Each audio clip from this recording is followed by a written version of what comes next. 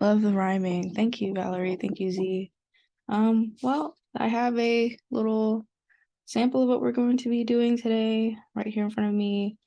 I decided to do it on a smaller scale because I realized after doing so many watercolor lessons, painting the whole page takes a lot of time because you have to wait for the water to dry.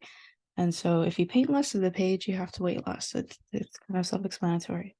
But we're not just going to be using watercolor today. We're going to be using these acrylic paint markers. We have a bunch of them at Crestwood Library that you can go and ask for a set of, and we should be able to give them to you, provided to us by Nork. So yeah, everything I use is provided by the library or Nork. So, and these are just very simple paint markers. They're nothing fancy. And the reason is because of all these little lights and details in the buildings and the fireworks, of course, clearly as well. But we will be starting with watercolor, as you can see, like in the sky and water and things. So let's just get right into it. I'm gonna put that aside. So the first thing I start off with is going, I suppose, maybe a fourth from the bottom of my frame here. You also, by the way, you don't need to tape down your paper. It's just something I do. I use like painter's tape. This is what the kind of tape you would use to like paint your house, I guess. But you don't need to do this. You can do this on a full size of paper. You can cut out a square if you want. I mean a rectangle. But anyway, I just draw a line very gently. Maybe that's a bit low, but we'll see. We're gonna add a thickness to it. If it's too low, if I decide it's too low, then I'll erase it. But no, that's pretty good. Let's zoom in here so that we can see. Is the light like too, is this better? I'm not sure. I have natural light from my window that I have to compete with, so I'm not sure. But yeah, right here. This is sort of like the buffer between the cityscape and the water, where there really won't be much color or light reflection at all.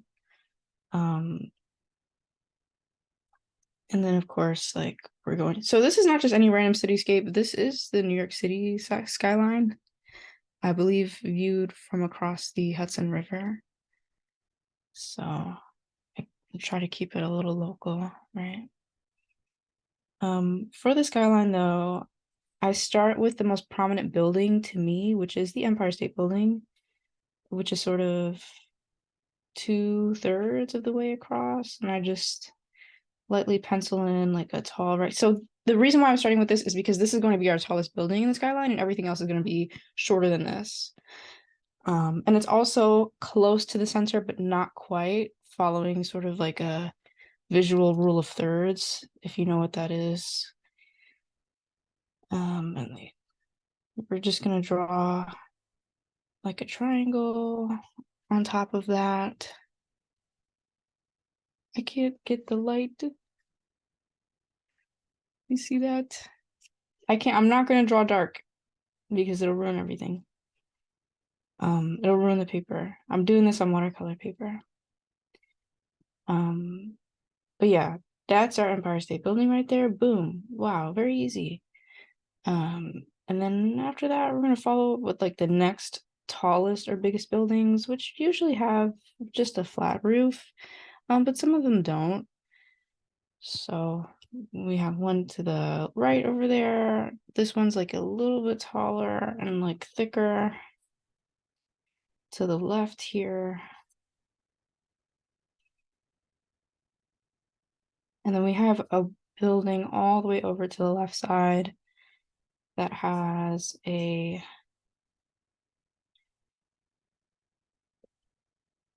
sort of, I don't want to say triangular, it's more of like a polygonal roof. And it also has a spire at the top. So we'll just draw a line for that to indicate that so we don't forget, because that will be represented with the acrylic markers. The buildings over here on the right side are much shorter, so there's one building that stands out to me. I'm just gonna place it like over here, that has a triangular spire, and not spire, roof, and it's golden as well. So yeah, we'll do that. And then there's like another really slim skyscraper here.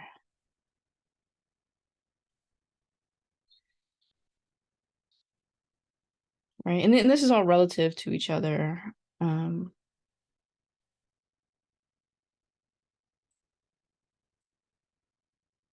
It's slim relative to the Empire State Building, which is like this thick. This is like super tiny. I can't even really depict the thickness with while pinching my fingers. And then after that, we're kind of just going to fill in everything else. So there will be some buildings in the front, so I'll just like overlap them here,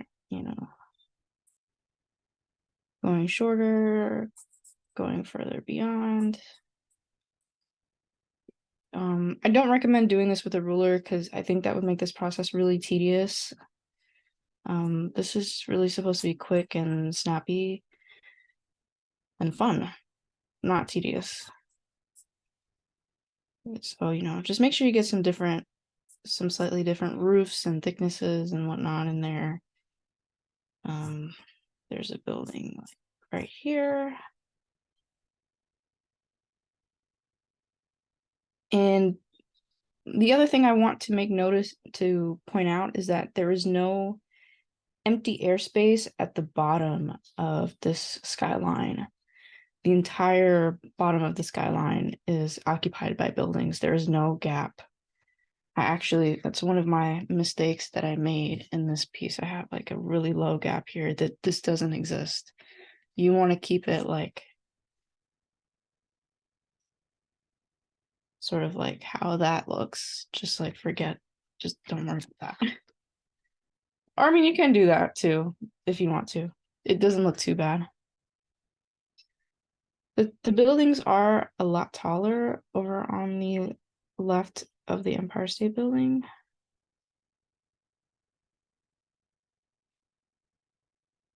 There is like another triangular building behind this one I'm gonna draw. But it's like way off in the distance and it's like obscured by a lot of buildings. So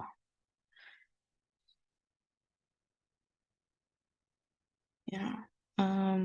Yeah.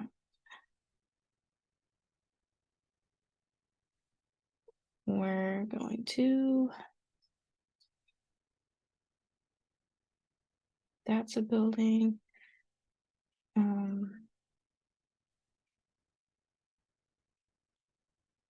This is a building.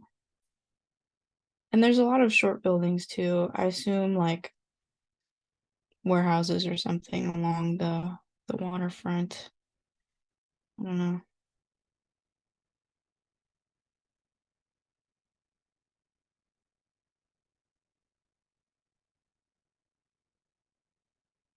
So there we go. We have everything we're gonna draw. I fibbed a little bit. We're going to draw circles for where the fireworks are gonna go. So we have sort of 5 circles going on, starting with the biggest one that is also going to be the closest to the Empire State Building.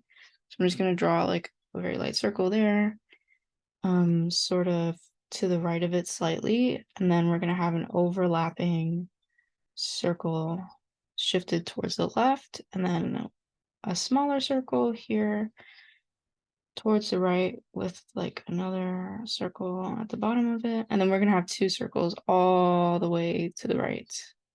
I said to the right here, I meant to the left. This is the right, or this is my right, which should also be, it's not your right, it's your left, but right, we're gonna have two circles here sort of just stacked on top of each other, not really overlapping. And we're done with the pencil. We don't need the pencil anymore. It's going away. We are going to bust out the watercolors. I'm going to be using this palette here. I actually really like this palette. I found it at the library amongst the supplies we have. Most of the palettes we have are like this. Either this brand or Crayola. The standard like 8 colors of black, brown, purple, blue, green, yellow, orange, red. The reason why I like this palette a lot is because it also has what we call tertiary colors, which is the mix between all of these. The word isn't primary colors, but these standard set of colors, the red, blue, green, yellow, purple. We have blue, violet, blue, green, yellow, green, yellow, orange, red, violet. So sort of like the mixing of all these colors. And I just like it because it helps me skip the step of mixing watercolors. I can just go straight from the palette without having to mix. But of course, if you only have 8 colors, you can just mix the colors I'm going to use. I'm going to be using this color in particular a lot. This blue violet color here. Because blue by itself is not deep and rich enough to sort of get the darkness of the sky going. We need, what's it called? We need some violet in there. I'm gonna take a thin brush. Relatively, all my brushes I'm gonna be using today are fairly thin to varying degrees. So this one is actually on the bigger side for me in terms of like what we're using today. My water's actually a little dirty, oh goodness. So I'm just gonna fill in this first circle with just water, and then I'm going to dip into red violet in the palette all the way down here. I'm gonna brush off the excess pigment on the case, and then I'm going to press it on to where I already placed the water. So that's actually more than enough pigment, and I'm just going to make sure that it reaches the ends of the circle here.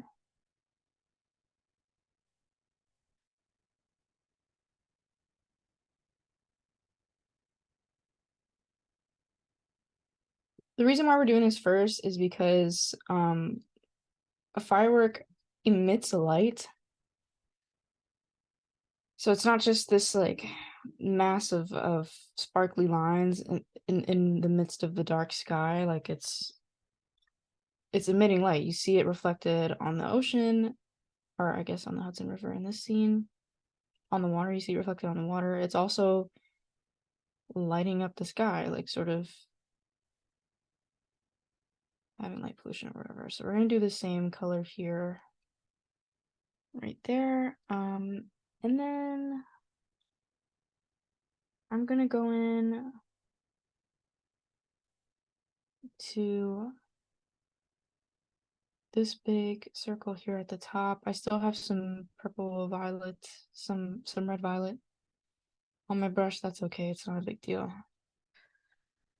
And it will barely be noticeable once we add the color. So we're going to use yellow orange. So again, if you don't have a 12 color palette, you just mix yellow and orange, and we're gonna just like stipple that in there and use water to help us like spread that out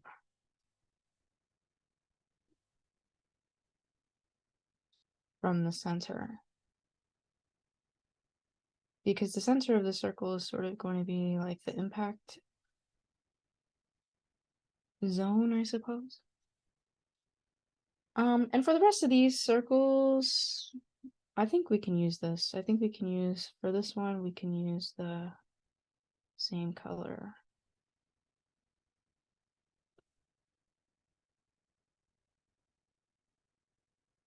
But for the rest of them, I'm going to use yellow, just straight up yellow. because they're a bit lighter than the other ones.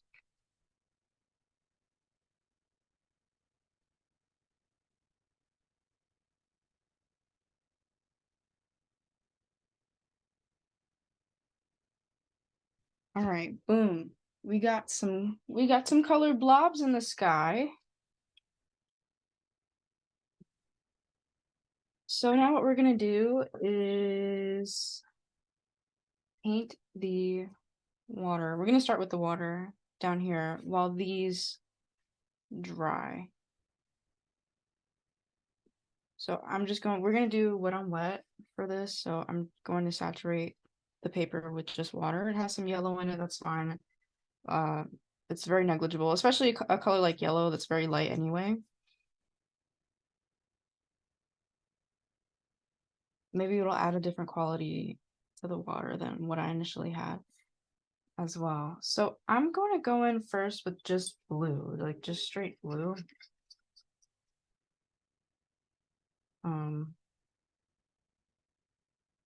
Because what you want to do with watercolor is start from light to dark.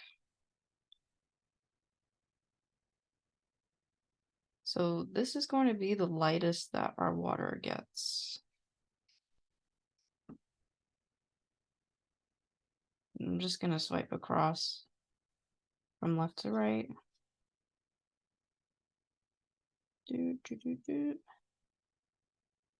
It does not have to be, the line does not have to be perfectly straight up here. It honestly doesn't matter. It's not, in the natural world, there are no straight lines, even in something as industrial as New York City. I know because I'm looking at my photo for reference.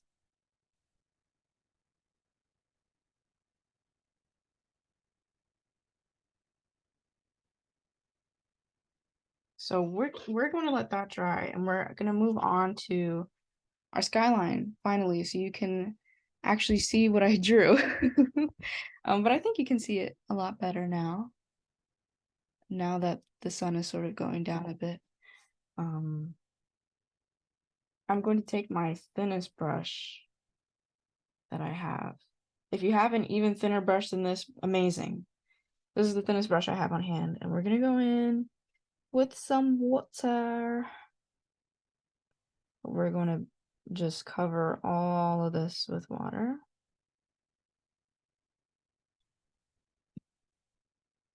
And this is actually the background of this, like the color that we're going to paint, this is actually going to be the darkest color on the paper. So, you know, I'm not going into this buffer here because I don't want the colors to bleed into each other, which is why I'm sort of moving top, bottom, middle. Like the way I work with watercolor is I sort of move seemingly sporadically around the page, but it's really just to let certain elements dry before I continue moving on. So I want this blue to dry before I got my fingerprints on it. I want this blue to dry before I do a color that touches it, because if they're both wet, they're just going to blend into each other. But because all of these buildings are going to be the same color, it's okay for them to be painted in one sort of mass.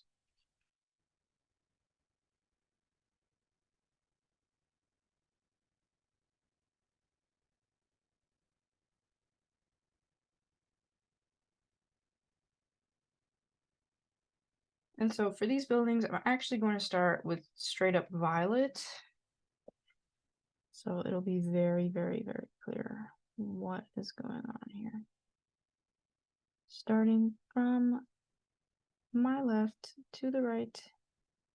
And you can see, because I already wet the paper, you can see the paint sort of spreading across with relative ease.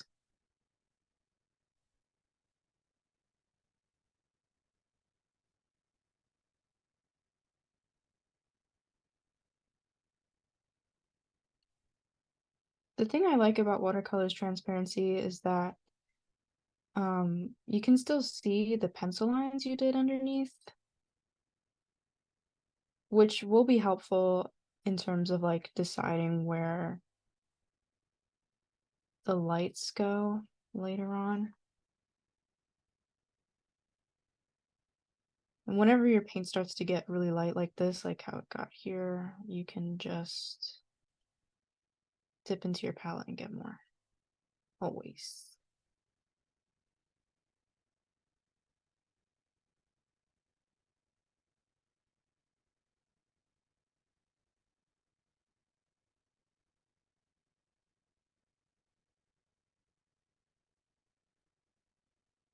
So this was actually a really daunting piece for me to tackle.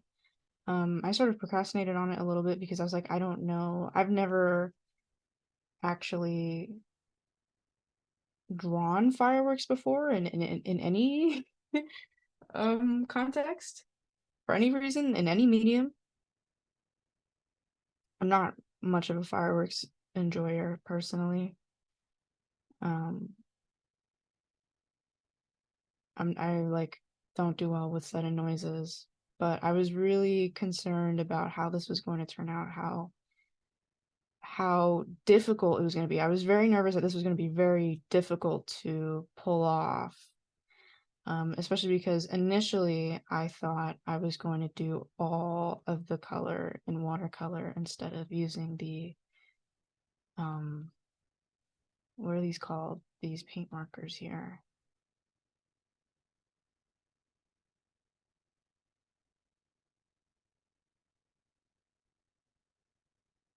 That's our skyline. We have I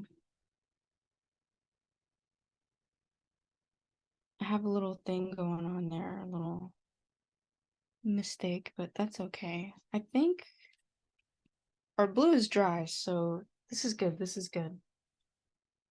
So I'm gonna go in maybe with these brushes really are like might as well be the same size. I'm gonna go in finally with this blue violet here at the top. But again, like I said, if you only have 8 colors on your palette, you can use blue and violet and mix them together. Like usually every palette has like a cover like this. You just mix them over here with some water and you'll get the same thing.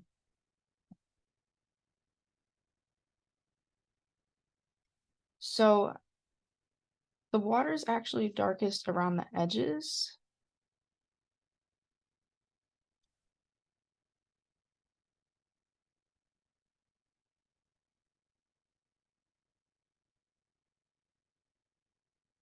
So I'm gonna start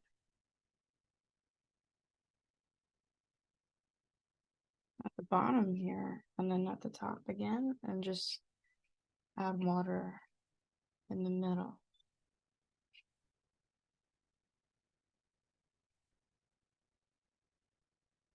And hopefully you can see, compared to how it looked before, how much more depth that has. And that was something very, very quick. Um, so now we're going to start from the top. You're all the way in the top, and we're going to take our time with this. We're actually going to take our time with this, like for real. This is really important. Like, please pay attention. This is probably the most challenging part of this piece. Is painting the sky around the water, not around the water, around the fireworks. So again, we're doing wet on wet, so I'm just wetting all the negative space we have so far. I'm gonna bring it not quite down to the skyline, just above. Like I'm not gonna actually touch any work that I've done in the skyline with this water. Because the skyline is still drying, quite frankly, and we don't want it to bleed into the actual sky. But I will show you something by the end of this to help with that too, if you do make that mistake. You can really own it. That's the other thing I really like about watercolor is that there are ways to sort of erase if you like use water to lift up color that you don't want and then like use more pigment to cover that up. You can sort of like patch things up that way. But I find that to be a lot more work than just like erasing something. So it sort of just makes me live with my mistakes and own them and sort of work them into whatever piece I'm doing. So yeah. We're gonna go in with blue violet at the top corner here first. I'm just gonna like pile that on all the way here at the top.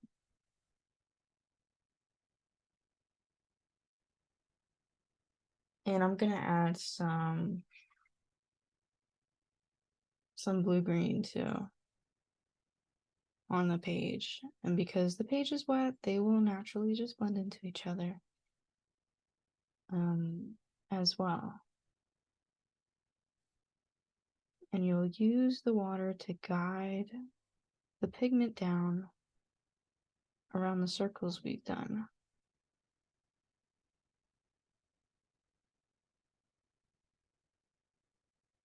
And these are not perfect circles. I hope that's clear. They're more like blobs.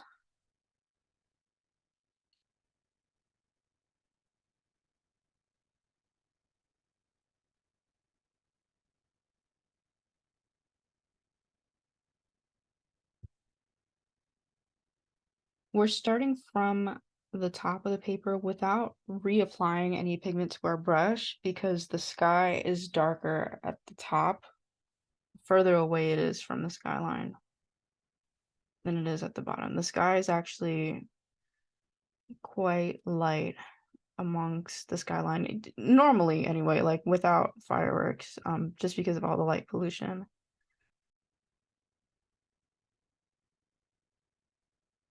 You know, you can't really stargaze in a place like Manhattan.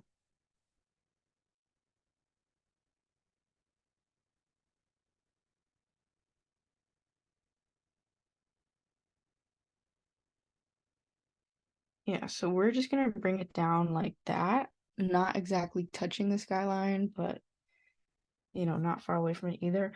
What I'm gonna do now, very important, very important, very important. Our fireworks blobs are dry enough.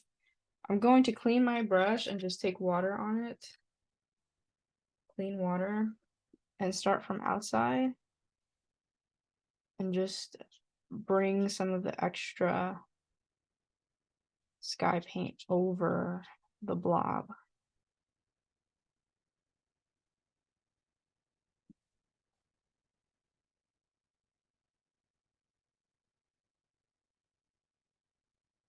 And it looks really dark now, but it will dry later. And this sort of works to really like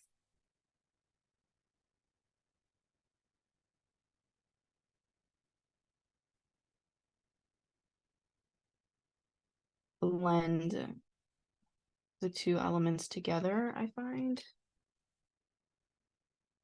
I'm gonna add more pigment up here.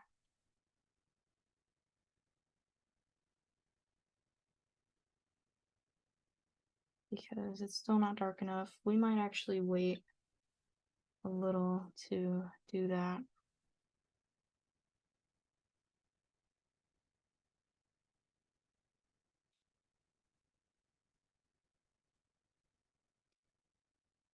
And then I think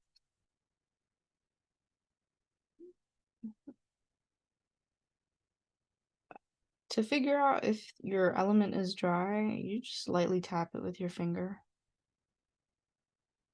You can also see it. Usually it stops being shiny. Water is shiny, even things that you mix in with water. So it will usually stop being as shiny. It'll dry matte. Unless you're using like a glossy paint or something, but that's not really standard for watercolor. So I'm going to take this opportunity to like fill in these white gaps that I left here.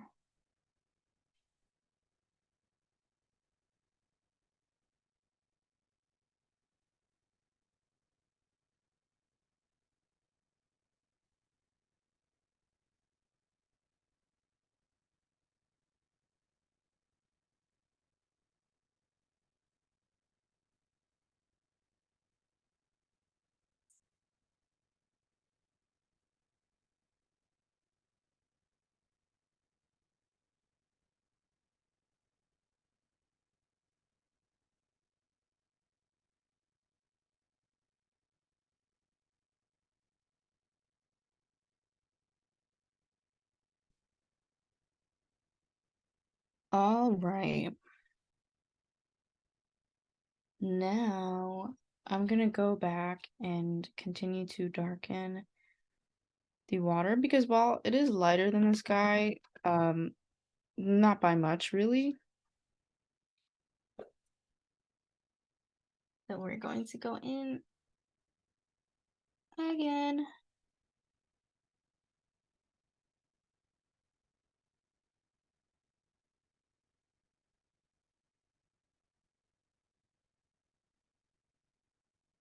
At the top and the bottom, and then connect them with water.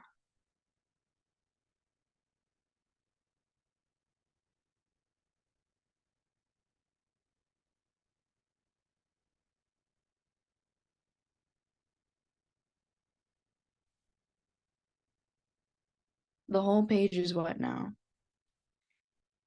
Um, and so that's a thing. I think it's safe to go over the skyline, but I'm actually just gonna use black.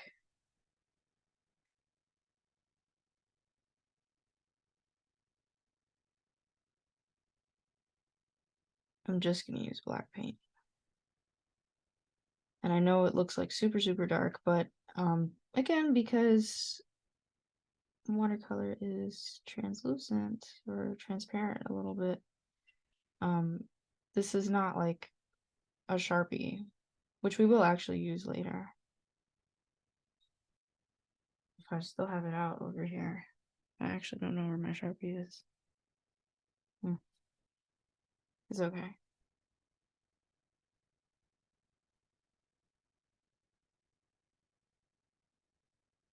So like I said at the top of this really is like the darkest portion of the piece, value-wise. And I'm using the finest brush I have, the finest tip brush, to sort of like easily get in into all of the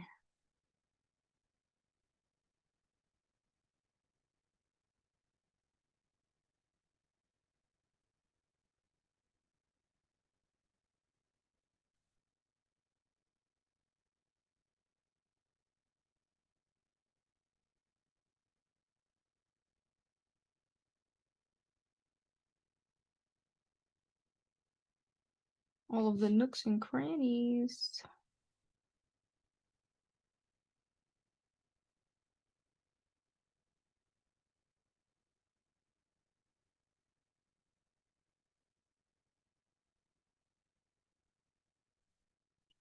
of all these buildings and skyscrapers and things.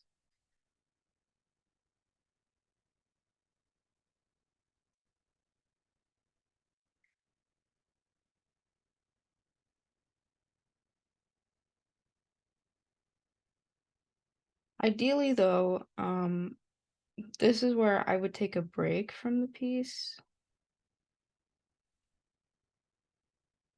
and just sort of let the whole page dry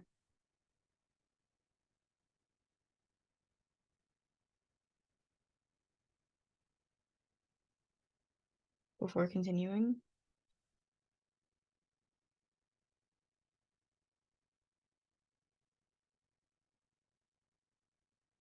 So sort of take everything, and that wouldn't take so long, especially if you do it on a smaller uh amount of space like me. You can always sit there with a hair dryer if you're impatient. I don't like the noise though, so I just let it air dry. And then if you do use a hair dryer, you just use it on cool, on like a low setting. If you have a lot of water built up on your paper, like a hair dryer or a fan or something might end up just like blowing the water around the page, which is cool, but it's not the effect that we're going for in this.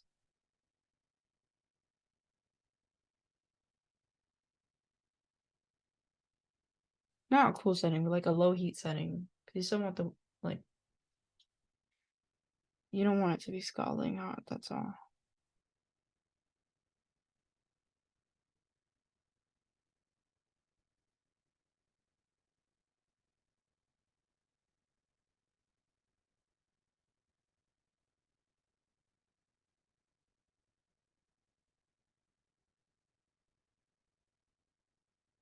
boom, we have our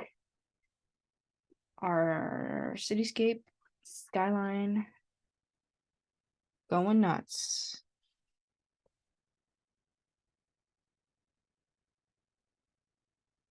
I'm gonna see if I can find my Sharpie pen anywhere. It's right here. It's right here.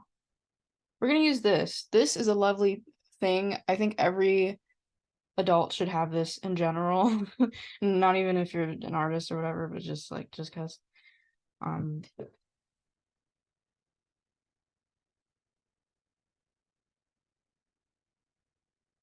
I'm just like trying to fan this off like super, super, super fast because we don't have that much time. But I am going to take this. And the reason why it has to be a Sharpie specifically or a permanent marker is because it won't bleed in water. You understand? It's very important. You don't want to use a gel pen or something and find out that it's not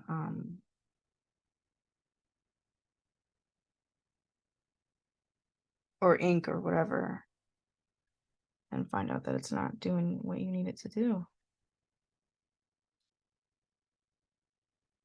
So again, ideally wait until the page is more dry than that to do that, but I don't really have the time. And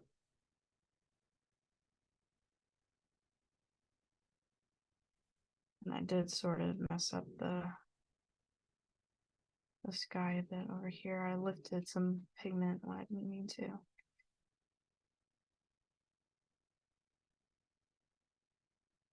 So, there's these fireworks, right? And there's all these markers. I'm going to start with this purple here. And with these markers in particular, but with paint markers in general, you generally have to like shake them a whole bunch like this. With the cap on, do not shake them without the cap. And then press down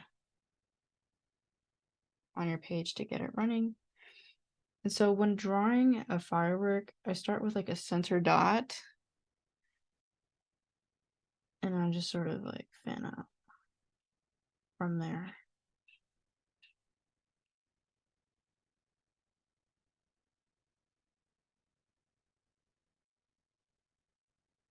I'm using purple because this firework is actually purple.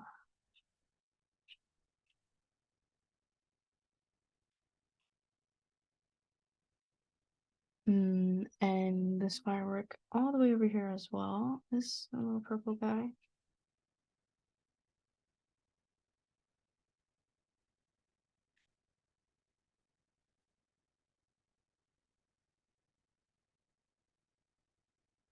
So something like that.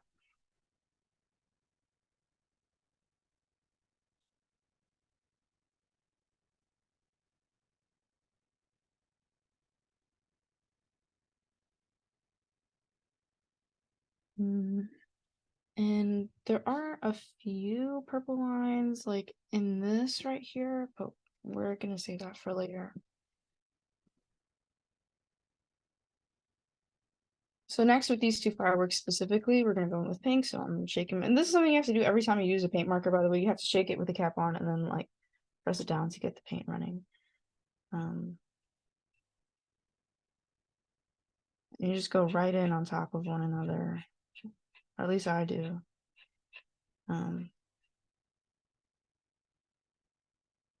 Like this. Like that. And there are actually some pink moments here and here as well.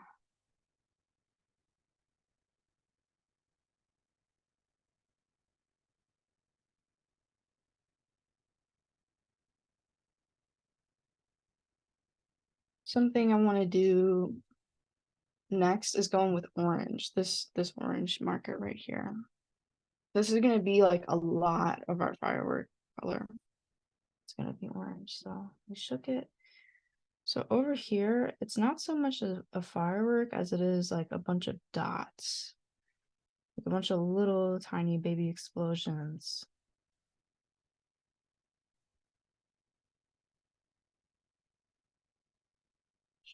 And then this one is more of like a typical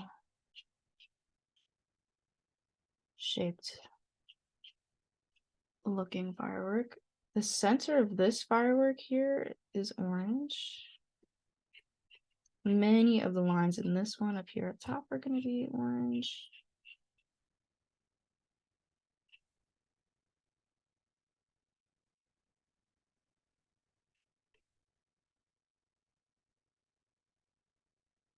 Like that. Same thing here. And there's a bunch of little dots here too. Like so. Just do some dots like that. Then we're going to go in with yellow to sort of brighten them up. So what I mean by that is these dots here, I'm going to add a little dot on top of it with the yellow. I'm going to try my best. I'm missing some dots on first application, but you know.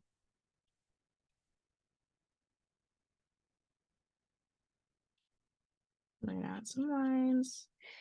In the center, we're gonna do like a big yellow dot there, and there's actually a bunch of like yellow dots sort of all around this big firework here.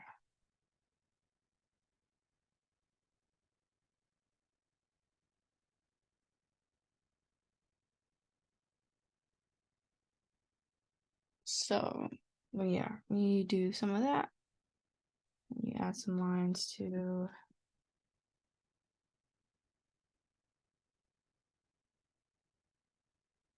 that firework there. This firework has a bunch of little dots in the middle. This one has many, many, many, many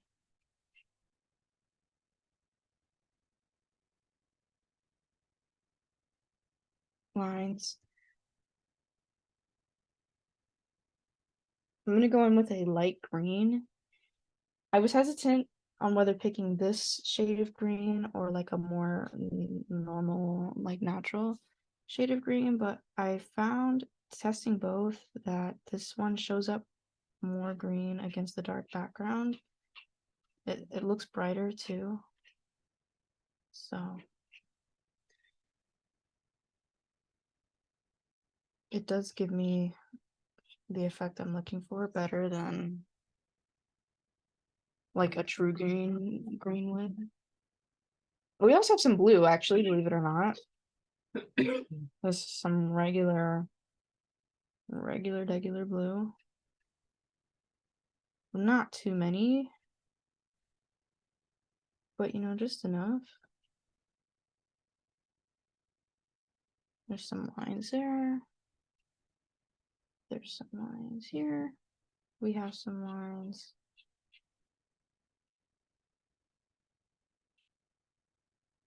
over there. There's like a bunch of little lines here as well.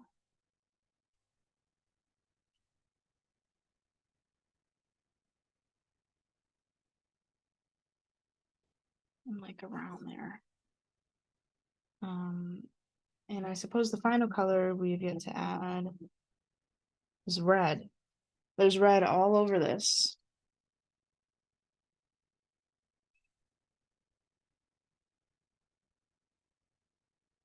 There's red in this.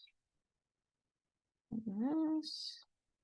There's some here. There's a bunch of red little like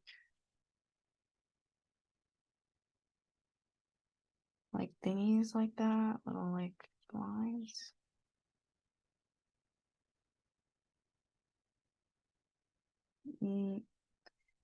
And I think that should be fine for for the fireworks for now. So now I'm just gonna move on to the skyline. Continuing just with the red. There are many like red dots everywhere, so not many, like a lot, but like enough to sort of warrant. I don't know if they're wayfinding or what. I actually don't know what they're for. Um, I just placed a few. And the other thing is I'm gonna take this across the water like that, the red.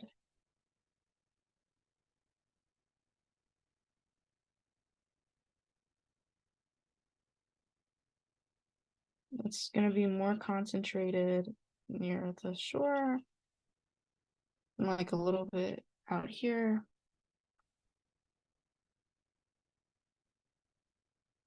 And this one's gonna be like thinner.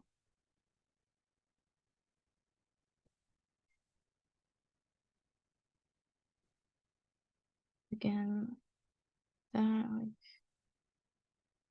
this one's gonna start not this one's gonna start not right at the shore, but sort of a little bit further away. Next, I'm gonna go in with blue on the water and on the lights on the skyline. So all the way over here.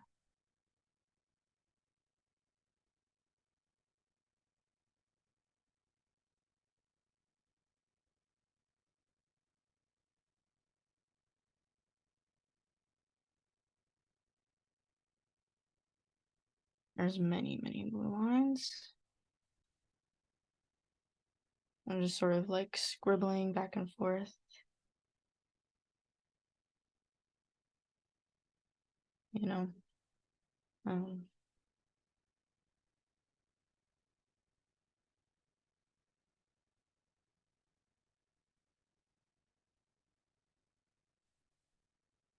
sort of like that. And there are a lot of blue like lights everywhere. So there's a whole bunch of dots like here at the bottom.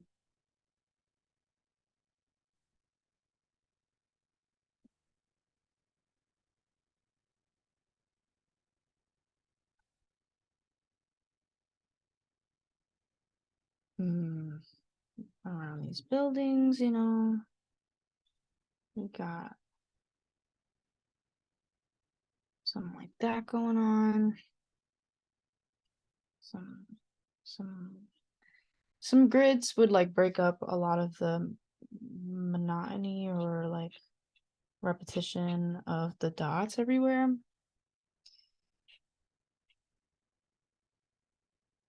And just like some lines to delineate like the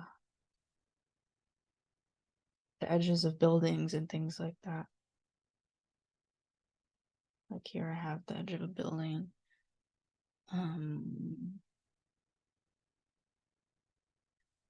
Yeah, and then this is sort of like here in the Empire State, we got some stuff going on over there. Now we're gonna go into yellow. We're gonna do like the same yellow we used before, the light yellow. Now this is really like most of the lights. Like this whole, there's entire roofs and things, or like tops of buildings that are adorned in yellow. So this one you can really go crazy with it, like in terms of how many dots you apply.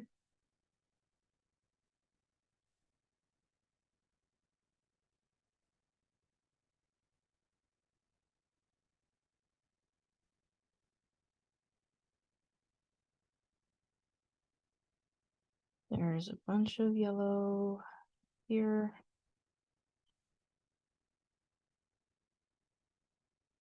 Here, there's like many yellow lines in particular.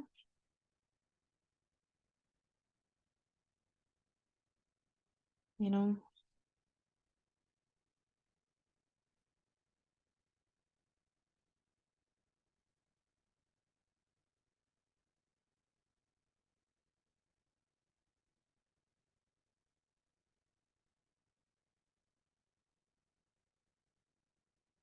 Oddly enough, though, all this yellow up here is not really reflected in the water that much. There's like a little bit right there. I'm not even kidding. Um,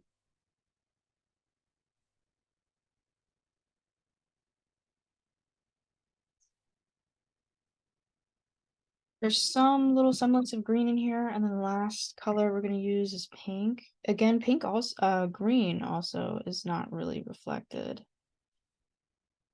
in the skyline all that, in the water all that much.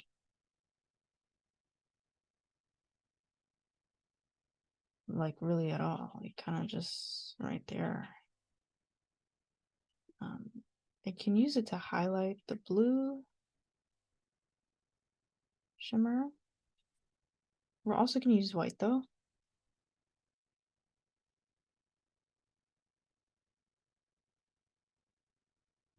Pink we actually do have quite a bit of, so mostly at the top of our building right there, our Empire State. And so we have like a big pink.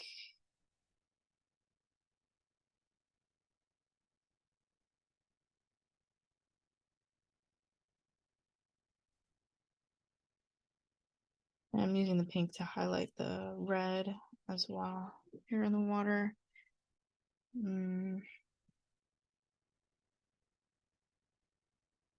I suppose finally we end off with white.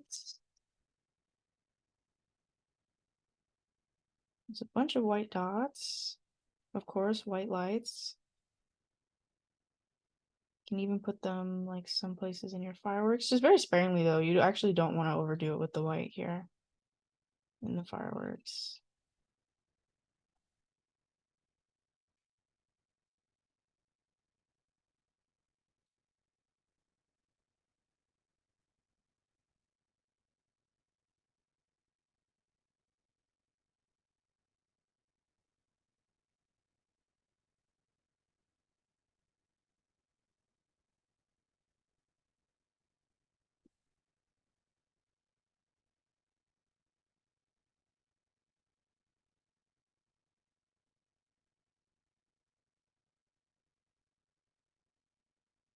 And I think the final thing we're gonna do, I'm going to take my black marker because we did not have enough time to actually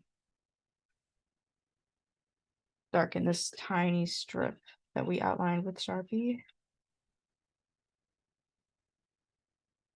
The reason I didn't use this to outline the buildings is because acrylic paint is activated by water. So if we were to put water over it, it would run.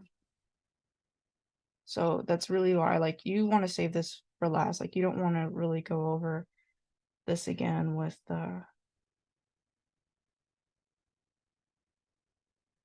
watercolor once you added these on. I'm just adding some like